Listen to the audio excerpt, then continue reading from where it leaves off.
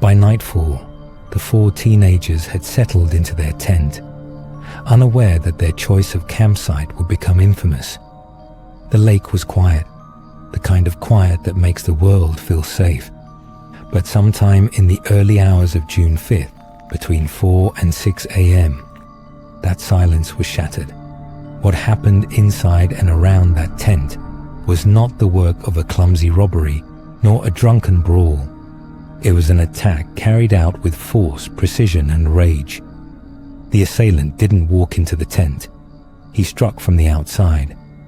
Using a knife and an unidentified blunt object, the killer slashed and stabbed through the canvas walls, raining blows on the teenagers trapped inside.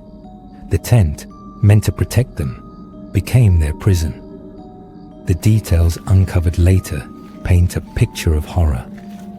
Inside, both Seppo Boisman and Anya Maki were attacked where they lay.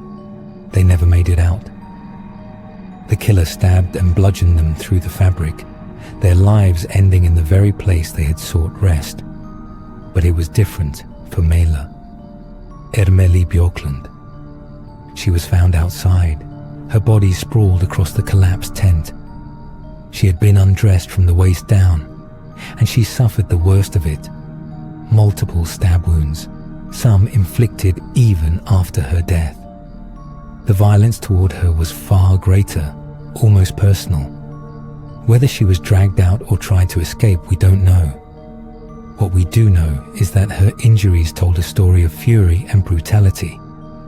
And then there was Niels Gustafsson, the sole survivor. He too had been struck hard. His jaw was broken, his cheekbones fractured. His head bore deep wounds from a knife. He was discovered unconscious, lying near the tent. Unlike his friends, he clung to life. Later, when he recovered enough to speak, he would claim he saw only a glimpse of the attacker, a figure dressed in black with bright red eyes. By dawn, the scene was unrecognizable from the peaceful lakeside where the teenagers had fallen asleep. The tent was torn open, slashed in several places, collapsed under the weight of the violence inside and out. Its canvas walls, once white, were soaked with blood. The belongings of the group were scattered or missing, some carried off and later found hidden in the brush. The motorcycles they had ridden to the site were untouched, but their keys were gone, which add a strange layer to the crime. In those 2 hours before